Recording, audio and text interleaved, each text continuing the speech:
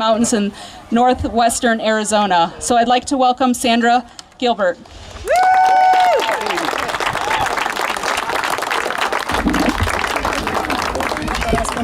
For a minute. Do you think it's recording? I can't tell. Okay. I have no idea. All right, bye-bye.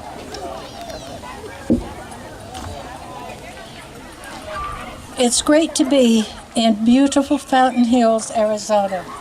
Thank you to Nicole Kritz and Relay for Life for inviting me to be your Survivor guest speaker.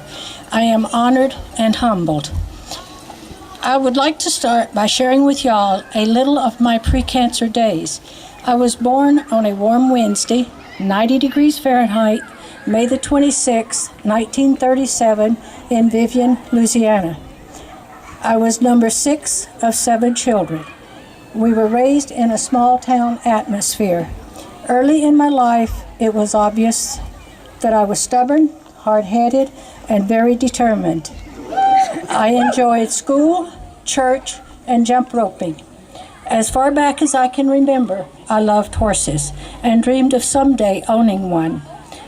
By the time I was in high school, I already knew I wanted to go west, where there were wide open spaces and views of great distances. In 1960, I rented a small U-Haul trailer, filled it with my few possessions, and left for California, not knowing anyone or even where I would stop to look for work and make a home for myself. I chose Southern California, where the weather was nice and most days were filled with sunshine. That was before the smog they have today. Shortly after arriving, I began taking horse riding lessons. I was truly blessed. In a short time, I owned my first horse, a beautiful sorrel running quarter horse. I continued to study the different disciplines of riding: Western, English, jumping, and dressage. In 1970, while riding, I was involved in an accident resulting in serious damage to my left leg. Several different times I have had blood clots in this leg, and still today I wear a prescription compression stocking. I continued to ride and was fortunate to own and enjoy horses for over 40 years. I rode trail, parades, competitive trail, and competed in shows. The good news is that today I share my love of horses with my granddaughter and 3 great-grandchildren, as the 4 of them ride and love horses also. My journey with cancer started in November 1999. I was 62 years old and living in Devore, California. It had been a couple of years since my last physical, and my insurance deductible had been met. I'm sure y'all know about deductibles. So I decided it would probably be a good idea to go to the doctor for a physical. As it turned out, I was diagnosed with infiltrating lobular carcinoma in my right breast.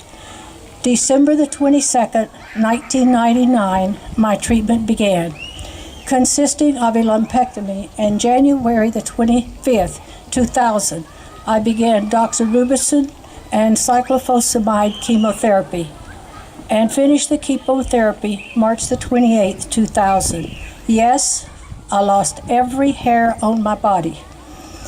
During this time, I gained a little over 50 pounds. What a sight, a bald blimp. Now, bald is not all bad, though. I saved on shampoos, hairdressers, hairsprays, and the time I would have spent brushing and styling my hair. My family was really good to me. Nancy, my daughter, wave Nancy, gave me lots of little hats and caps. The sleeping caps were great. If I got hot, the cap came off. Instant air conditioning. If I got cold, the cap went back on. My other daughter, Diane, wave Diane, had the exciting job of shaving my head when my hair started falling out. You see, I wanted to be in control of losing my hair. I did not want chemo dictating to me. When the shaving got started, my grandson Brian came in, camera in hand. He began taking pictures. Embarrassing? You bet. But we made it fun. I had bought a wig before chemo started, as I knew I would lose my hair. I would wear the wig to work, pretty miserable, and wear the hats at home. I quickly noticed when friends would come to the house, they would be uncomfortable and not sure what to say. After 15 or 20 minutes, I'd just reach up and take my cap off and say, "Would you like to see my head?" We would all have a good laugh, then relax and enjoy the visit. I also had to adjust to my eyes changing colors. I was born with green eyes, and while I was going through chemo, my eyes changed to blue and have remained blue ever since. I began radiation treatments April the 20th, 2000, and completed 28 fractions, finishing the treatments in June. My son Eric had been away for 2 years. When he heard I had cancer, he returned to share his love and support. My grandson graduated high school in 1992. For 8 years, I nagged, I pleaded, and I begged with him to go back to school and earn his degree. Now for the good news. About a month and a half after my diagnosis, he called me to say, "Grandma, I have been accepted into ASU." 4 years later, I watched as he received his Bachelor of Arts degree. Way to go, Michael. As you can see, 2004 was an exciting year for me. What more good news could happen? My first 2 great-grandchildren were born, Bailey, a beautiful little girl, in February, and Dylan, our handsome little boy, in August. Good news kept coming my way. It was also in August, my husband, Keith, and I, wave Keith,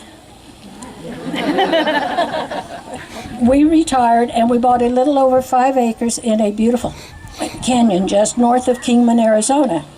Armed with plans for our new house we would be building, we were excited and anxious to get started. Since we would be working as our own general contractor, we wanted to live on the property. We purchased a 31-foot used travel trailer, moved it onto the property, and that is where we lived for the next 13 months. But let me explain something. There were just a few little inconveniences. No running water for 2 weeks, no electricity for 6 months, and we won't even discuss the bathroom facilities. Since 2004 was one of the wettest winters for Kingman, it only took a few weeks to realize when it rained, our travel trailer leaked rather heavily. But God was good to us. He kept us sane and kind to each other. Our disagreements were small and not very often. January the 2005, I went back to California for my 5-year cancer-free checkup. The doctor said, "Your right left breast looks fine, but there is something in your left breast. You can feel it." My response to that was, "Whoa, wait just a minute. You didn't even give me 20 seconds to celebrate." Immediately, she arranged for me to have a mammogram and ultrasound. It was then determined I was to see a surgeon for a biopsy. I chose to come back to Arizona for that biopsy. But remember, I was now living in Kingman and building a house. I knew no one in Kingman, but I had family, my daughter and 2 adult grandchildren living in Phoenix, a 4+ hour drive. It is now March 2005. I was diagnosed with a very rare breast cancer, spindle cell sarcoma metaplastic carcinoma. After meeting with the surgeon, radiologist, and several oncologists, all in the Phoenix area, the future looked very uncertain. As I was told, it was 50-50 chance that the cancer would come back and into the internal organs. Of course, I believed in the 50% that it would not come back. The decision was made that I would have a lumpectomy on March the 9th, 2005. Following the lumpectomy, I would have radiation treatments and no chemotherapy.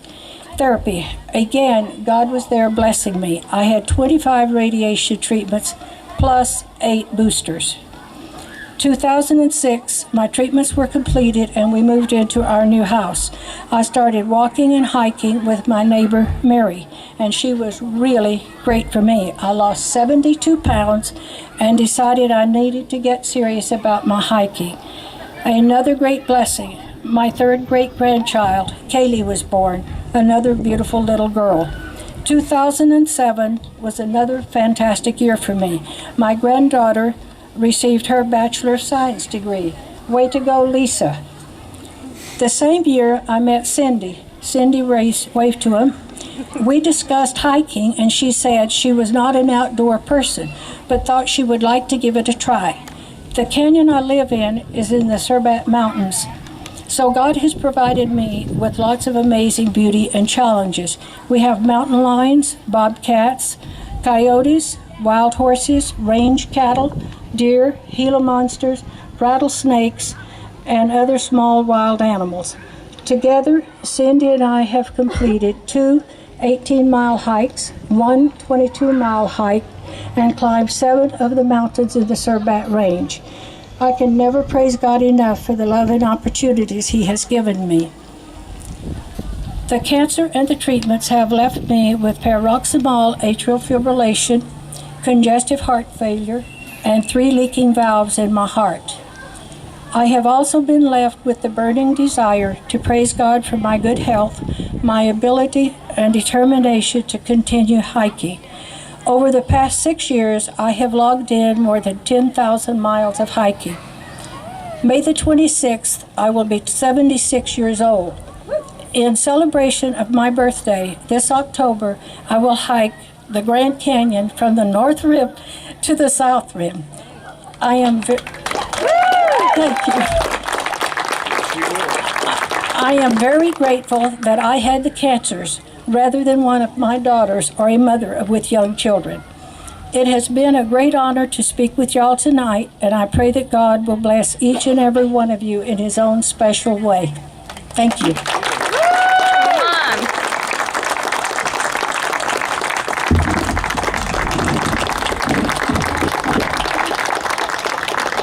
Thank you, Sandy. That was wonderful. We're going to get relay kicked off here. So if all the survivors can make